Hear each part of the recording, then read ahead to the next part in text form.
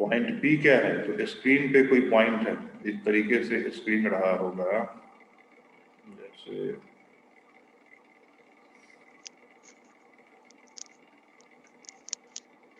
ये मान लो स्क्रीन है और स्क्रीन पे कोई पॉइंट लिया हमने, सपोज करो यहाँ पे ये पॉइंट लिया P। अब इस पे ब्राइट बन रहा है कि डार्क बन रहा है या क्या इंटेंसिटी है, इसका फॉर्मूला निकालने के लिए क्या करेंगे, तो इस सोर्स S1 से एक वेव एंड सोर्स S2 से वेव जो निकल के यहाँ पे मिल रहे होंगे, इनको हम इंटरफेयर कराएंगे।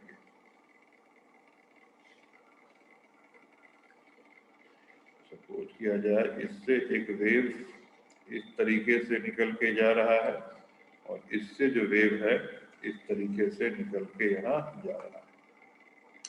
अब S1 से इस पॉइंट की दूरी अगर x1 है और इससे दूरी x2 है, तो यहाँ पॉइंट P पे जो वेव पहुंचेगा वो उसके बीच में कितना फेज डिफरेंस होगा, वो डेल्टा x को हम लिखेंगे ना x2 माइनस x1, कि नहीं, ये लिखेंगे कि नहीं लिखेंगे? यस सर लिखेंगे। और इसी डेल एक्स के कारण वहां पे फेज डिफरेंस आएगा ना डेल फाई, जिसको हम लोग 2 pi lambda into delta x लिखेंगे। अब ये यहाँ पे कंस्ट्रक्टिवली इंटरफेयर करेगा कि डिस्ट्रक्टिवली इंटरफेयर करेगा, इसका पता कैसे चलेगा? तो कंस्ट्रक्टिवली इंटरफेयर करेगा तो डेल्टा एक्स की वैल्यू n लैम्डा हो जाएगा कंस्ट्रक्टिव इंटरफेरेंस में, एंड अगर डिस्ट्रक्टिवली इंटरफेयर करेगा तो ये वैल्यू 2n+1 लैम्डा बाय 2 हो जाएगा, या इसको भी कर सकते हो 2n लैम्डा बाय 2। तो कंस्ट्रक्टिव इंटरफेरेंस के लिए कर सकते हो even multiple of lambda by 2 and destructive interference के लिए कर सकते हो odd multiple of lambda by 2। And delta phi की वैल्यू कितनी हो जाएगी कंस्ट्रक्टिव इंटरफेरेंस के लिए? 2n पाई हो जाएगा, एंड ये हो जाएगा कंस्ट्रक्टिव इंटरफेरेंस के लिए, एंड डिस्ट्रक्टिव इंटरफेरेंस के लिए कितना हो जाएगा 2n+1 पाई, ये डिस्ट्रक्टिव इंटरफेरेंस के लिए। ये सब याद है या नहीं याद है? याद है सर। तो यहाँ पे ये जो पाथ डिफरेंस होगा या फेज डिफरेंस होगा, उसी हिसाब से ना दोनों वेव आपस में इंटरफेयर करेगा, या कंस्ट्रक्टिव या डिस्ट्रक्टिव, या फिर आइदर पार्शियली कंस्ट्रक्टिव और डिस्ट्रक्टिव। तो ये पाथ डिफरेंस हम कैसे निकालते हैं? देखो पाथ डिफरेंस कैसे निकालते हैं, तो यहाँ पे तुम्हें याद होगा कि यहाँ से एक लाइन ऐसे पैरेलल टू ओ ड्रॉ किए होंगे, और यहाँ भी ये line parallel to O draw किए होंगे, ठीक है, और एक लाइन यहां से इस तरीके से, एक लाइन इस तरीके से ड्रॉ किया, और ये लाइन इस सेंट्रल वाले लाइन से अगर थीटा एंगल बना रहा है, ये अगर थीटा एंगल बना रहा है तो ये भी थीटा बनाएगा और ये भी थीटा बनाएगा, क्योंकि ये पॉइंट P और O काफी क्लोज होते हैं, और जितने भी लाइन यहां से निकाले हम नियरली पैरेलल लेते हैं। उसके बाद ये सब डेरिवेशन में आएगा 12th क्लास में। उसके बाद ये डिस्टेंस कितना है जो भी ब्लैक कलर से मैंने ड्रॉ किया है, स्मॉल डी। स्मॉल डी है, और फिर देखो यहां से इस पॉइंट से हम इस पे एक परपेंडिकुलर डालते हैं, और ये जो आया ये यही पाथ डिफरेंस हो गया ना, ये जो आ गया यही जो हो जाएगा ये हो जाएगा डेल्टा एक्स पाथ डिफरेंस। और ये अगर थीटा है, ये अगर थीटा है ये एंगल, तो ये एंगल थीटा है ये, तो ये कितना हो जाएगा, ये 90 माइनस थीटा होगा ना, और ये 90 माइनस थीटा है और ये 90 है, तो ये कितना हो जाएगा, थीटा हो जाएगा ये, कि नहीं? Yes sir. और फिर उसके बाद से डेल्टा एक्स की वैल्यू यहां पे क्या लिख दोगे, डेल्टा एक्स की वैल्यू डी साइन थीटा, होगा कि नहीं होगा? इस तरीके से जो बनाया था यहाँ पे, ये डेल्टा एक्स है, ये डी है और ये थीटा है, तो डेल्टा एक्स की वैल्यू डी साइन थीटा आया था। और चूंकि यहाँ पे थीटा काफी छोटा एंगल होता है, theta is very small angle tending to zero, इसमें theta, sine theta and tan theta ये सब आपस में इक्वल होते हैं, तो delta x equal to d tan theta भी हम लिख सकते हैं। और फिर ये जो ट्रायंगल तुम्हें दिख रहा होगा यहाँ पे, ये ट्रायंगल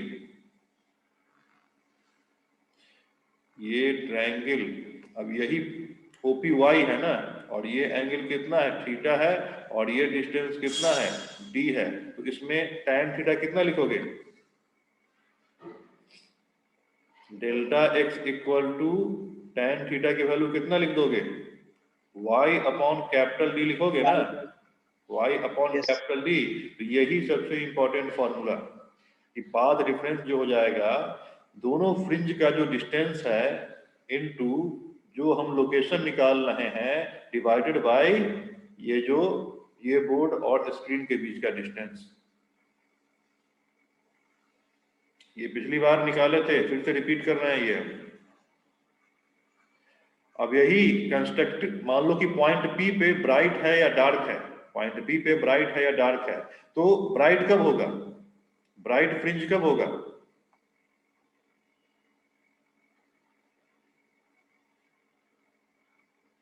ब्राइट फ्रिंज कब होगा, ब्राइट फ्रिंज होगा जब कंस्ट्रक्टिवली इंटरफेरेंस होगा कि नहीं होगा। Yes. Yes, sir. और कंस्ट्रक्टिव इंटरफेरेंस होगा तो डेल्टा एक्स की वैल्यू कितनी हो जाएगी, n lambda, n लैम्डा हो जाएगा। और डेल्टा एक्स कितना आया हुआ है, डेल्टा एक्स आया हुआ है, डेल्टा एक्स जो है d into Y upon capital D आ गया है। तो अगर कंस्ट्रक्टिव इंटरफेरेंस है तो डेल्टा एक्स n लैम्डा के इक्वल होना चाहिए, तो ये d into Y upon capital D, और यहां से y की वैल्यू कितनी हो जाएगी, यहां से y की value n lambda d upon small d होगा कि नहीं होगा। यहाँ पे n की वैल्यू क्या होगी, n की value 0 plus minus 1 plus minus 2 plus minus 3 इस तरीके से। अब n की वैल्यू 0 हुई, इसका मतलब क्या है, n की वैल्यू 0 का मतलब है ये वाला, ध्यान देना, n की वैल्यू 0 का मतलब ये सेंट्रल मैक्सिमा जिसको बोलेंगे, सेंट्रल ब्राइट जो बनेगा ये बनेगा सेंट्रल ब्राइट। n की वैल्यू 1, इसका मतलब क्या होगा, n की वैल्यू 1 वाला ये, n की वैल्यू 2 मतलब यहाँ पे होगा, तो n की वैल्यू 1 ऊपर भी होगा और n की वैल्यू 1 नीचे से भी ब्राइट आ जाएगा। ये ऑलरेडी हम करा चुके हैं, फिर से रिपीट करा रहे हैं। ब्राइट फ्रिंज के लिए, डार्क फ्रिंज के लिए क्या लिखोगे, डार्क फ्रिंज के लिए क्या लिखोगे, Sir, delta x is equal to और 2n dark plus 1 lambda. Fringe, Lambda. Dark fringe के लिए लिखोगे यहाँ पे होगा डिस्ट्रक्टिव इंटरफेरेंस, और डिस्ट्रक्टिव इंटरफेरेंस होगा तो delta x equal to 2n plus 1 lambda by 2 हो जाएगा, और यहाँ से d into Y d equal to 2n plus 1 lambda by 2 आ जाएगा, और y की वैल्यू आ जाएगी 2n प्लस 1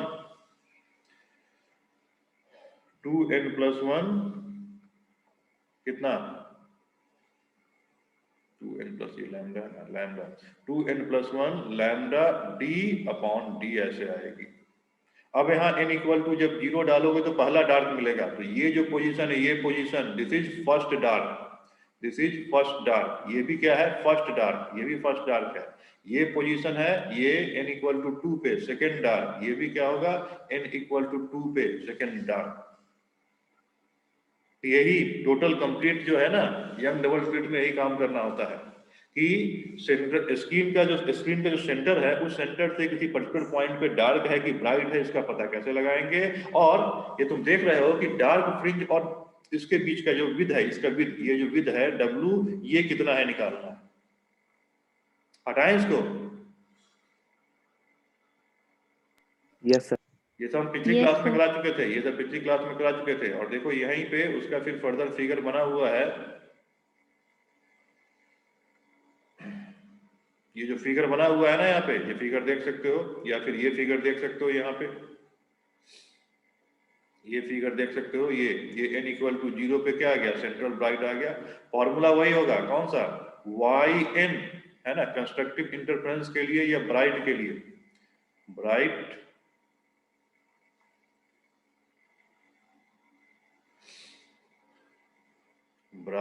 फ्रिंज के लिए yn जो हो जाएगा n into lambda d upon small d, ये ब्राइट के लिए होगा। एंड डार्क फ्रिंज के लिए जो हो जाएगा yn equal to 2n plus 1 lambda d upon d हो जाएगा। अब n की वैल्यू जब 0 डालेंगे तो मुझे यहाँ मिल जाएगा। और y क्या है, वही y जो है इस सेंटर से इस पॉइंट P की दूरी है ये। अब n की वैल्यू जब 1 डालेंगे तो n की वैल्यू 0 डालेंगे तो ये मिलेगा। n की वैल्यू 1 डालने पे क्या मिलेगा, इसमें डालेंगे, इसमें तो मुझे यहाँ पे पहला डार्क मिलेगा। फिर इसमें n की वैल्यू 1 डालेंगे तो यहाँ पे मुझे फिर ब्राइट मिलेगा, फिर डार्क मिलेगा, फिर ब्राइट मिलेगा। और इस तरह से अल्टरनेट ब्राइट डार्क फ्रिंज मिलता जाएगा। सर तो डार्क वाले में तो नीचे में 2 भी होगा ना? किसमें, हाँ है ना, यहाँ पे देखो, यहाँ फर्स्ट डार्क यहाँ मिला, ये देखो ये सेंट्रल है, ये सेंट्रल है। उसके बाद क्या मिला, फर्स्ट डार्क यहाँ पे मिला, n इक्वल टू 1 पे मिला। फिर तो उसके फॉर्मूला में 2n plus 1 lambda d by 2d होगा ना? 2d कहाँ से, नीचे 2 होगा। हाँ लैम्डा बाई 2 था ना, हाँ 2d हो गई है, लैम्डा बाई 2 2d हो जाएगा। Yes, sir. क्लियर है ये। Yes sir. अच्छा, ये फ्रिंज का विड्थ कितना है निकाल सकते हो, फ्रिंज की विड्थ कितनी है।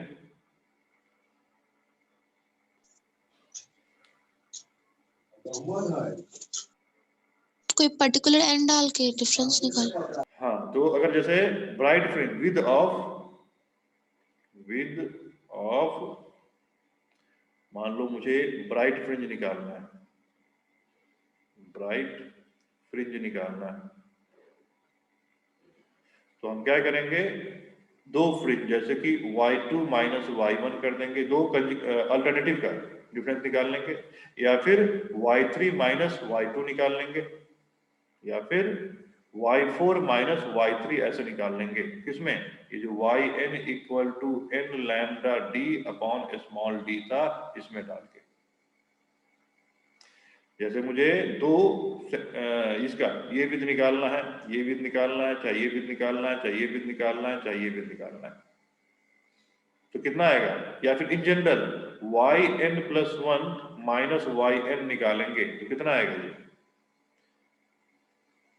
तो ये जब करेंगे यहाँ पे, ये जो आएगा n plus 1 lambda d upon d minus n lambda d upon small d। और इसको सिंप्लीफाई करोगे तो lambda capital D small d common हो जाएगा, n प्लस 1 माइनस 1 हो जाएगा, n कैंसिल आउट हो जाएगा, तो लैम्डा d अपॉन d यही फ्रिंज विड्थ हो जाता है। तो डार्क के लिए भी यही आएगा फ्रिंज विड्थ, और ब्राइट के लिए फ्रिंज विड्थ यही आएगा, दोनों के लिए सेम आएगा। उसमें भी क्या करोगे, अगर मुझे डार्क का निकालना है, डार्क फ्रिंज विड्थ निकालना है, तो वहां पे जो yn है 2n plus 1 lambda capital D small d 2। अब यहाँ पे भी फिर वही y2 माइनस y1 कर दो, या फिर y3 माइनस y2 कर दो, या in general yn plus 1 minus yn कर दोगे, तो यहाँ भी लैम्डा d यही आ जाएगा। फ्रिंज विड्थ क्या होगा, सेम होगा। और ये सारी बातें सही होगी किसके लिए, जो पॉइंट O से काफी नजदीक है, उन रेंज के लिए, बहुत दूर पे नहीं होगा ऐसा। ये सब फॉर्मूला ध्यान रखना है, ये सब फ्रिंज विड्थ निकालने में पूछ सकता है CBSE में। हटाएं इसको।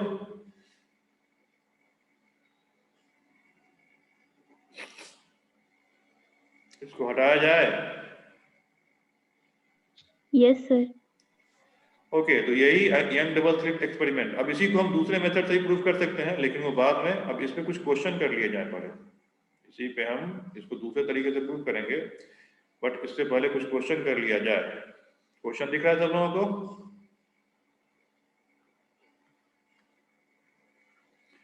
क्वेश्चन दिख रहे हैं कि नहीं? यस सर, दिख रहा है। Yes, sir. चलो सॉल्व करना शुरू करो।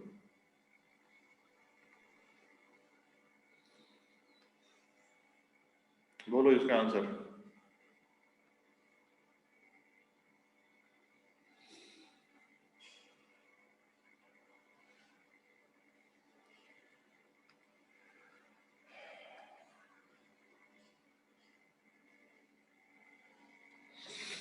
ये IEEE के पूछा गया है,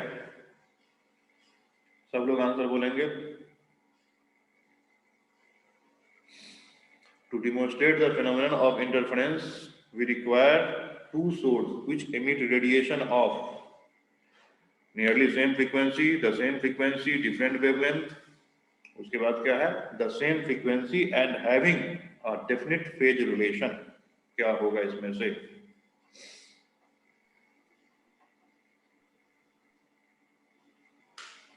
IEEE 2003 में पूछा गया है।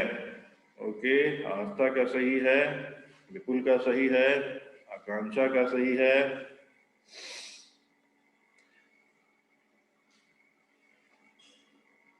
पलक का भी सही है,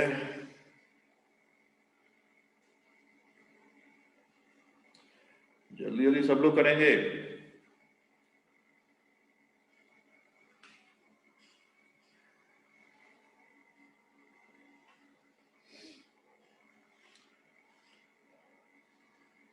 देख सकते हो थ्योरेटिकल पार्ट से भी क्वेश्चन पूछा जाता है। अरे वही जो इंटरफ्रेंस में दोनों सोर्स है, विनीत का भी सही है। दोनों सोर्स जो था ना डबल स्लिट वाले में, सोर्स S1 और सोर्स S2 था, तो उसके बारे में पूछ रहा है। जो रेडिएशन इमिट कर रहा है, तो उस रेडिएशन की क्या क्या खासियत होनी चाहिए? क्या नियरली सेम फ्रीक्वेंसी होना चाहिए? रूपाली का भी सही है। या सेम फ्रीक्वेंसी होना चाहिए, डिफरेंट वेवलेंथ होना चाहिए? सृजन का भी सही है, उज्जवल का भी सही है कि same frequency and having definite phase relationship होना चाहिए। तो ये होगा ना सेम फ्रीक्वेंसी, ताकि क्या हो? कोहेरेंट हो, और साथ में किसी भी पॉइंट पे फेज डिफरेंस कांस्टेंट होना चाहिए, तभी तो कोहेरेंट सोर्स आएगा। तो आंसर इसका डी हो जाएगा। तो जिन लोगों ने डी लिखा था उन लोगों का सही है। क्लियर है ये? नेक्स्ट क्वेश्चन इसमें दिया गया है कि consider interference between two sources of intensity I and 4I, obtain intensity at point where phase difference π/2 and π। वही जो सोर्स है S1 एंड S2, इसकी इंटेंसिटी ये I और 4I दिया गया है। तुम्हें बोल रहा है कि स्क्रीन पे सपोज करो पॉइंट P है, तो यहां से वेव पहुंचा और यहां पहुंचा, इन दोनों के बीच में फेज डिफरेंस जो है कितना आ गया? एक बार π/2 है और दूसरा पॉइंट मान लो Q है, तो यहाँ फेज डिफरेंस जो है पाई है। तो इंटेंसिटी कितना होगा निकालना है, फटाफट निकालो। ये भी पूछा हुआ क्वेश्चन है।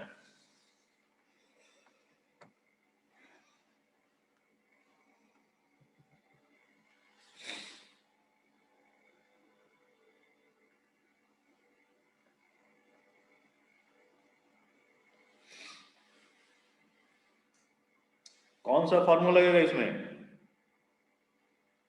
बिल्कुल formula based question. I1 plus I2 हाँ, I-net वाला लगेगा, I-net वाला I1 plus I2 plus 2 root I1 root I2 cos delta phi का फॉर्मूला।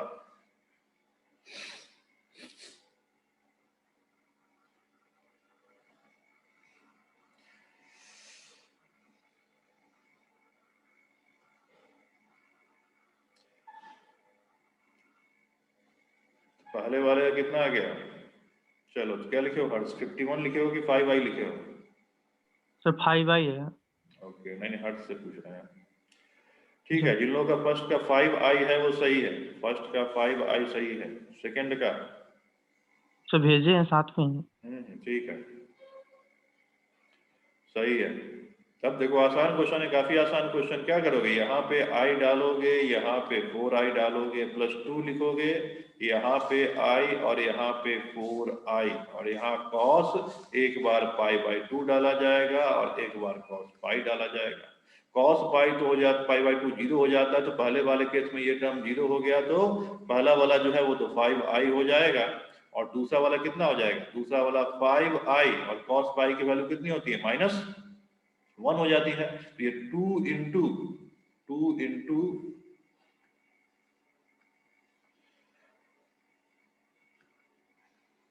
2 और यहाँ पे ये 2i ये हो जाएगा, तो ये कितना i आंसर हो जाएगा। तो अगेन इससे क्वेश्चन आसान होते हैं, मतलब बहुत मुश्किल क्वेश्चन नहीं आता है नीट में, मेंस में बहुत मुश्किल क्वेश्चन नहीं आता, आसान क्वेश्चन आता है। आगे बढ़े,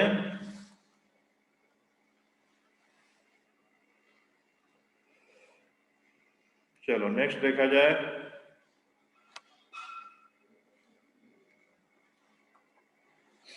नेक्स्ट क्वेश्चन ये 2005 में पूछा गया है, फटाफट इसका आंसर बताओ।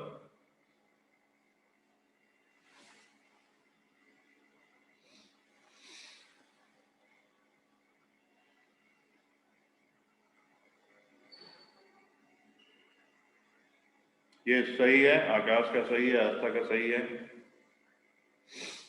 अब बाय डिफॉल्ट पूछे, देखो बाय डिफॉल्ट पूछे तो तुम लोग ये वाला सिस्टम इस्तेमाल करोगे, ये यहाँ पे S1 है, यहाँ S2 है, और स्क्रीन ऐसे रखा हुआ है। इस केस में क्या बताए थे, इस केस में जो बनता है ये कुछ इस तरीके से पैराबोलिक बन जाता है। लेकिन अगर यही सोर्स का हम चेंज कर देंगे पोजीशन, उसमें कुछ और बन जाएगा। जैसे मान लो हम इस तरीके से रख दिए, सोर्स जो है C नहीं होगा, स्ट्रेट नहीं होगा ना, D होगा, D बताया था ना, ये फ्रिंज जो है उसका हम स्मॉल पोर्शन देखते हैं, तो ये जो है इस तरीके से पैराबोला बन रहा होता है यहाँ पे इस तरीके से, और ये इस तरीके से ऐसे इस तरीके से पैराबोलिक पाथ बनता है। ये तो पैटर्न जो बनता है पैराबोलिक बनता है। कब, ये कब बनता है, लेकिन ध्यान रहे इसमें कि ध्यान रहे, सोर्स बाय डिफॉल्ट पोजीशन पे होना चाहिए, S1 यहाँ, S2 यहाँ, और स्क्रीन ऐसा होना चाहिए, तब जाके यहाँ पे स्क्रीन पे जो है पैराबोलिक पैटर्न बनेगा। लेकिन ध्यान रखना है चीज को, इसी सोर्स को अगर हम ऐसे कर देंगे, S1 और S2 यहाँ पे कर दें, अब स्क्रीन तुमको बड़ा सा दे दिया जाए, अब यहाँ पे कैसा पैटर्न बनेगा, बोलो। अगर सोर्स मैंने यहाँ पे इस तरीके से कर दिया, अब स्क्रीन पे पूछ रहा है तो कैसा पैटर्न बनेगा, इसी में से hyperbola, circle, straight line, parabola, कैसा बनेगा।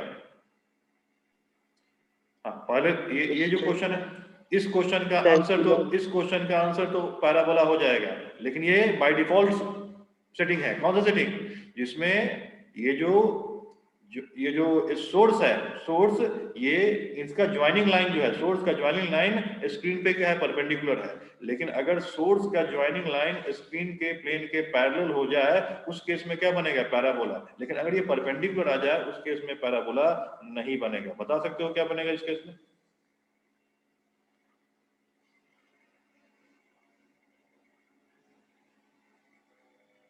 सपोज करो, देखो यहाँ पे देख लो इस चीज को, ये क्वेश्चन भी अच्छा क्वेश्चन है, ये पूछ सकता है ये क्वेश्चन। देखो सपोज करो हम यहाँ पे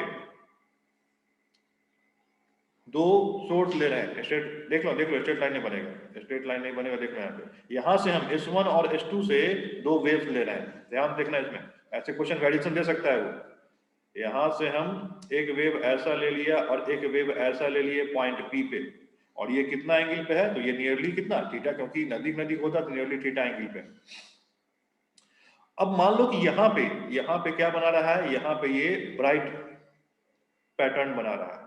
अब इसी चीज को कोनिकली अगर तुम रोटेट कर दोगे, तो क्या ये एंगल चेंज होगा क्या। अगर मान लो ये जो है यहाँ पे इसके बीच का जो ये डेल्टा x है, ये डेल्टा x n लैम्डा के इक्वल है, तो तो n लैम्डा जब इक्वल है पाथ डिफरेंस, तो यहाँ पे क्या बनाएगा, यहाँ पे ब्राइट बनाएगा कि नहीं बनाएगा? Yes, sir. और इसी चीज को मान लो तुम पूरा का पूरा इस तरीके से घुमा दो, पूरा का पूरा कोनिकली घुमा दो, इस तरीके से कोनिकली घुमा दो, तो कोनिकली घुमाओगे तो क्या ये चेंज होगा क्या? ये जैसे मान लो हम ये पॉइंट ले लें, सेम यही पॉइंट ले लें और इसको फिर ऐसे ज्वाइन कर दें और इसको ऐसे ज्वाइन कर दें, तो यहां भी जो डेल्टा एक्स होगा वो n लैम्डा होगा कि नहीं होगा? यस सर होगा। तो जब इसी चीज को तुम सपोज करो कि पूरा का पूरा रोटेट कर दो, इसी चीज को थीटा एंगल पे इस लाइन के कॉरस्पॉन्डिंग पूरा का पूरा रोटेट कर दोगे, तो क्या हर एक पॉइंट पे मुझे जो पाथ डिफरेंस मिलेगा वो n लैम्डा का मिलेगा, तो इसके हर एक पॉइंट पे मुझे क्या मिलेगा? ब्राइट फ्रिंज मिलेगा या डार्क मिलेगा? Bright Bright fringe. मिलेगा. तो ये शेप कैसा बनेगा? ये शेप कैसा बनेगा? सर्कल हो जाए। सर्कुलर बनेगा ना। तो इसमें डिफरेंट सर्कुलर टाइप के ब्राइट और डार्क फ्रिंज मिलेंगे कि नहीं मिलेंगे? Yes sir. ठीक है। तो अगर तुमको अगर बाय डिफॉल्ट इसमें पूछ दिया है कि young double slit experiment using monochromatic sets, तो इसमें इसका डिफॉल्ट सेटिंग पूछ रहा है। डिफॉल्ट सेटिंग क्या था? तो डिफॉल्ट सेटिंग में था कि ये जो सोर्स था S1 एंड सोर्स S2, ये स्क्रीन के क्या होने चाहिए? इस तरह से पैरेलल होने चाहिए। लेकिन अगर फिगर देख के पूछ देगा, तुम्हें वहां पे पैटर्न ड्रॉ करके बताना पड़ेगा। तो देखो ऐसे क्वेश्चन भी बन सकते हैं और ऐसा क्वेश्चन भी पूछा जा सकता है। पूछा क्या होगा क्या? तो ये तो खुद से ही एज्यूम किया ना कि ये पूरा कंस्ट्रक्टिव इंटरफेरेंस हो रहा होगा वहाँ हाँ, पे। नहीं तो अज्यूम किए हैं तो मान लो कहीं ना कहीं तो n लैम्डा होगा ना, तो कहीं ना कहीं जब बनाएंगे, जैसे मान लो यहाँ ना होगा, कहीं ना कहीं तो n लैम्डा होगा कि नहीं होगा? यस सर होगा। तुम शायद वो क्वेश्चन वाला क्लास नहीं किए थे क्या? क्वेश्चन वाला नो सर नहीं किए थे। इसलिए अगर क्वेश्चन में कराया था ना कि यहाँ पे S1 सोर्स है, यहाँ S2 सोर्स है, तो यहाँ बताओ इनके बीच का गैप d था, इनके बीच का गैप d था, तो इस पॉइंट P पे कितना पाथ डिफरेंस हो जाएगा? तो ये जो डेल्टा x जो हो जाएगा यहाँ पे d होगा कि नहीं होगा? और जब इससे ऊपर किसी पॉइंट पे जाएंगे, यहाँ पहुंचेंगे या यहाँ पहुंचेंगे, वहां पे याद नहीं है 5 लैम्डा, ये हम ले लिए थे 7.2 लैम्डा, तो कहीं पे 7 लैम्डा हुआ था, फिर 6 लैम्डा हुआ था। ये क्वेश्चन कराए थे कि नहीं कराए थे? तो उस दिन क्लास में कराए थे सर। तो ये पूरा का पूरा उस सर्कुलर अपार्चर पे हो जाएगा। वो जो यहाँ से डिस्टेंस इस r दूरी पे किसी भी पॉइंट पे कितना पाथ डिफरेंस हो जाएगा? 5 लैम्डा हो जाएगा। तो इस केस में शेप कैसा बनेगा? इस केस में शेप सर्कुलर बनेगा। तो ध्यान रखना, ऐसे क्वेश्चन पूछे जा सकते हैं, पूछा भी क्या होगा पहले। ये चीज क्लियर है या नहीं? Yes sir. तो Yes, sir. By default setting अगर पूछता है तो उसमें पैराबोला, बाय डिफॉल्ट सेटिंग पूछेगा तो पैराबोला, लेकिन फिगर बना के पूछे तो वहां तुमको ड्रॉ करके देखना पड़ेगा। चलो नेक्स्ट देखते हैं। इसमें नेक्स्ट क्वेश्चन, इसको बनाओ जल्दी जल्दी। 2007 में पूछा गया क्वेश्चन है ये।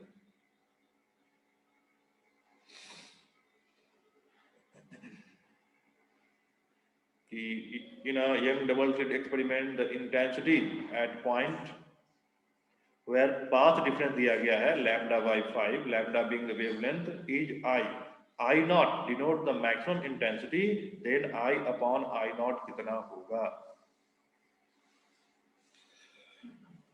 देख सकते हो ऐसे क्वेश्चन नीट में भी पूछ सकता है, क्योंकि इस क्वेश्चन को बनाने में 30 सेकंड से ज्यादा समय नहीं लगेगा। तो ऐसे क्वेश्चन नीट में ही पूछे गए हुए हैं, जो आईआईटी में पूछ देता है, फिर नीट में कभी कभी घुमा फिरा के पूछ लेता है वो। इसलिए प्रीवियस ईयर के क्वेश्चन बैंक बनने बहुत जरूरी है।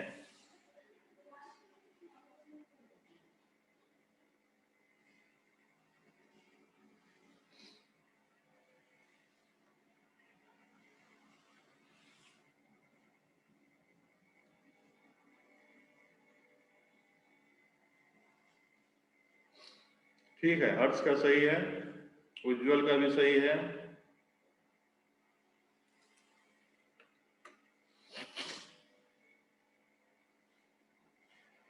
चलो जल्दी जल्दी बनाओ।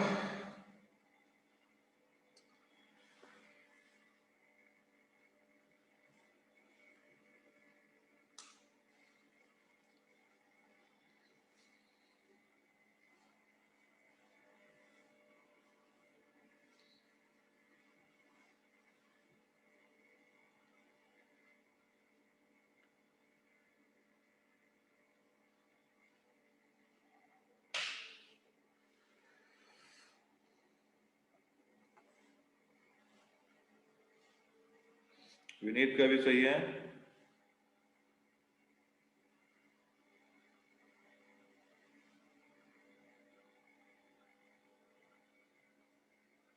आस्था का गलत हो गया शायद।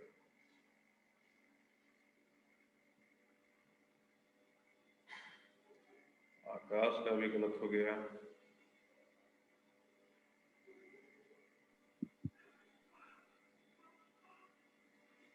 पता नहीं, मैं चेक करने दो। बन गया तुम लोग से? अगेन वही फॉर्मूला लगाएंगे, आई नेट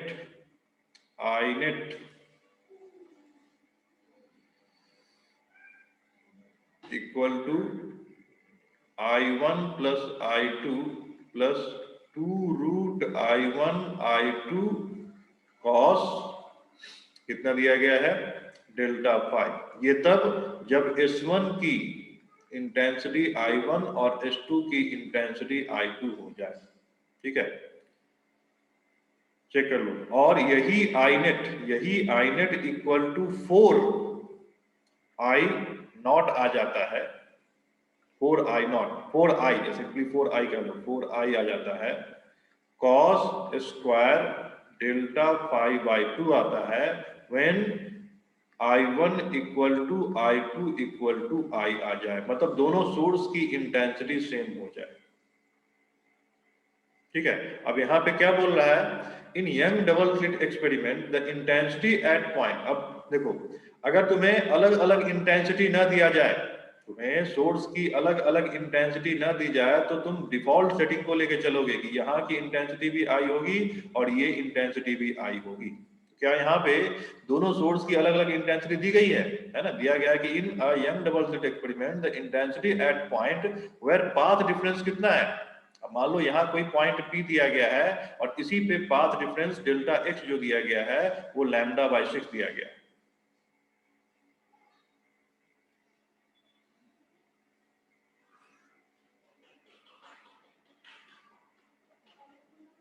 ठीक है, तो यहाँ इंटेंसिटी हम सेम मान के चलेंगे और ये जल्दी बनाना है तो ये वाला फॉर्मूला लगा लेंगे। अब इसमें 4I क्या हो जाता है, 4I यही I मैक्स हो जाता है ना। I मैक्स जो हो जाता है मैक्सिमम इंटेंसिटी, वो 4I हो जाएगा और मिनिमम इंटेंसिटी इस केस में कितना, 0 हो जाता है। तो यहाँ पे यही I नॉट जो क्या दिया गया है, 4I के इक्वल दिया गया है, I नॉट 4I के इक्वल। तो अगर इंटेंसिटी हमारी I है तो I नॉट जो हो जाएगा 4I के इक्वल हो जाएगा।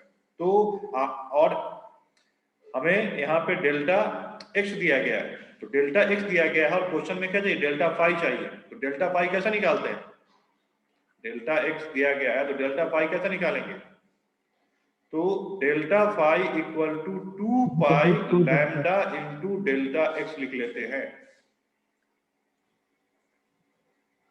कि नहीं। और इस फॉर्मूले को इस्तेमाल करके 2 pi lambda and lambda by 6, lambda से लैम्डा कटा, 2 से ये कट गया, ये पाई बाई 3, मतलब कितना हो गया, 60 डिग्री हो गया। और फिर इस फॉर्मूले में I net equal to I max into cos 60 degree का स्क्वायर डालोगे और कॉस 60 का स्क्वायर कितना हो जाएगा, 3/4 आएगा। तो आई जो है वही net intensity upon I max जो आ जाएगा 3/4 आएगा और आंसर डी हो जाएगा। सर cos 60 तो 1/2 होता है ना, cos 60 cos स्क्वायर, अच्छा इसमें कितना है,